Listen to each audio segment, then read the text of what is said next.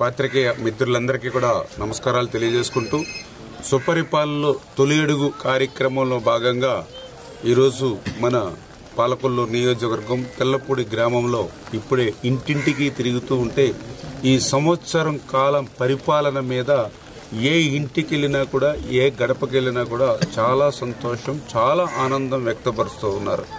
గతంలో ఎప్పుడూ లేనిటువంటి విధంగా ఈవేళ మీరు రోడ్లు వేస్తూ ఉన్నారు. గతంలో ఎప్పుడూ చూడనటువంటి విధంగా మీరు సీసీ డ్రైన్ల నిర్మాణం చేస్తూ ఉన్నారు. మరొక పక్క మాకు 2 పిల్లలుంటే వాళ్ళకి తల్లికి వందనం కింద వాళ్ళ అకౌంట్లో అమౌంట్ పడినటువంటి పరిస్థితి.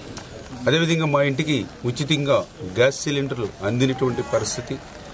అదేవిధంగా మొన్న డిఎస్సి నోటిఫికేషన్ ఇచ్చి మా కోడలు టీచర్ ఉద్యోగానికి వెళ్తున్నటువంటి పరిస్థితి. పాలకొల్లు పోతే 5 రూపాయలకి అన్నా క్యాంటీన్లో భోజనం చేస్తూ ఉన్నామని ఎప్పుడూ చూడనటువంటి విధంగా మాకు 2 గేదెలుంటే గోకులం షెడ్ 90% సబ్సిడీతో గోకులం షెడ్లు ఇచ్చినటువంటి పరిస్థితి కూడా మేము మొదటిసారిగా చూస్తూ ఉన్నాం. గతంలో ఎప్పుడు కూడా మా పంట పొలానికి నీరు వచ్చేది కాదు. ఈవేళ మీరు వచ్చిన తర్వాత కాలువలు తవ్వారు, డ్రైన్లు తవ్వారు, పొలాలకి గ్రావెల్ రోడ్లు వేస్తూ ఉంటే మేము దర్జాగా మరి మా పొలాలకి మేము వెళ్ళగలుగుతున్నాము. ఇట్లా ఏ ఇంటికి వెళ్ళినా కూడా చాలా చాలా సంతృప్తిని ఈ సంవత్సరం కాలం పాటు పాలన పట్ల మరి వ్యక్తం చేస్తున్నటువంటి పరిస్థితి.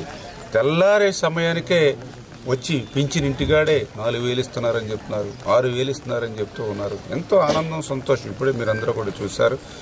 అంటే ఈవేళ ఎవరైతే ఇంత అభివృద్ధి ఇంత సంక్షేమ కార్యక్రమాలు ఈ సంవత్సర కాలంలో ఏదైతే చేస్తున్నామో దాన్ని ఖచ్చితంగా ఈవేళ ప్రజలందరూ కూడా బేరీ చేసుకుని గతంలో ఉన్నటువంటి 5 సంవత్సరాల వైఎస్ఆర్సీ పాలనలో మొదటి సంవత్సరంలో ఏం చేశారు, ఈ మొదటి సంవత్సరంలో ఏం చేశామనేది ఖచ్చితంగా మనందరం కూడా బేరీ చేసుకుని ముందుకెళ్లవలసినటువంటి అవసరం అయితే ఖచ్చితంగా ఉంది. ఎందుకంటే మీరందరూ కూడా చూశారు ఏదైతే ఆ రోజు పింఛను మొదటి సంవత్సరం ఆయన 250 రూపాయలు పెంచాడు. ఈవేళ మొదటి సంవత్సరం మనం వృద్ధులకి వితంతులకి 1,000 రూపాయలు పెంచాం, దివ్యాంగులకి 3,000 రూపాయలు పెంచాం, బ్రెడ్ రేడ్ ఉన్న వాళ్ళకి 10,000 రూపాయలు పెంచాం. అంటే ఎంత తేడా ఉందో చూడండి ఆయన మొదటి సంవత్సరానికి ఈ మొదటి సంవత్సరానికి. అదేవిధంగా ఆయన మొదటి సంవత్సరం గ్యాస్ సిలిండర్లు రేట్లు పెంచి కొనుక్కునేటువంటి పరిస్థితి చేశాడు.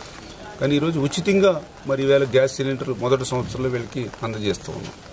ఆయన మొదటి సంవత్సరంలో డిఎస్సి పేరు చెప్పి ఒక్క టీచర్ పోస్ట్ కూడా ఇలా. ఈరోజు మనం మొదటి సంవత్సరంలోనే 16,000 డిఎస్సి టీచర్ల పోస్టులు వేస్తూ ఉన్నాం.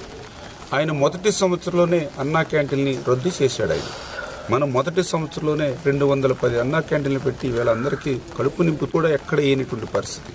కానీ ఈవేళ మనం మొదటి సంవత్సరంలోనే గుంతలు లేనిటువంటి రోడ్లని ఎక్కడ చూసినా కూడా మళ్ళీ మనం పునర్నిర్మాణం చేస్తున్నటువంటి పరిస్థితి మీరందరూ కూడా చూస్తున్నటువంటి స్థితి. ఆయన మొదటి సంవత్సరంలోనే ప్రజావేదికను కూలగొట్టాడు. మనం ఇవాళ మొదటి సంవత్సరంలోనే రాజధాని నిర్మాణం చేస్తూ ఉన్నాం. ఆయన మొదటి సంవత్సరంలోనే పోలవరం ప్రాజెక్టుని ముంచేసి పోలవరం ప్రాజెక్టు ఇంకా ఎప్పటికీ పూర్తి కాదన్నాడు. మనం మొదటి సంవత్సరంలోనే ఆ పోలవరం ప్రాజెక్టు నిర్మాణాన్ని ప్రారంభించి మళ్ళీ ఈవేళ 27 కల్లా పూర్తి చేసే లక్ష్యంతో పనిచేస్తూ ఉన్నాం. ఆయన స్టీల్ ప్లాంట్ ప్రైవేటీకరణ ఇవ్వకపోతే మళ్ళీ స్టీల్ ప్లాంట్ని మనం కాపాడుకున్నటువంటి పరిస్థితి. ఇట్లా చెప్పుకుంటూ పోతే ఆ రోజు మొదటి సంవత్సరానికి ఈ రోజు మొదటి సంవత్సరానికి పరిపాలనలో చాలా అంటే అప్పుడు విధ్వంసం ఇప్పుడు నిర్మాణం ఇట్లా ప్రతి ఇంటిలోనూ కూడా బేరీ చేసుకుంటూ ఉన్నారు. ఇంత సుపరిపాలన అందజేస్తున్నటువంటి తెలుగుదేశం, జనసేన, బీజేపీ కూటమికి ఎప్పుడూ కూడా మా పూర్తి మద్దతు అని చెప్పేసి ఈవేళ ఏ ఇంటికి వెళ్ళినా ఏ ఓడకి వెళ్ళినా కూడా చెప్తుండడం మాకు కూడా వ్యక్తిగతంగా చాలా సంతోషం ఇస్తుంది.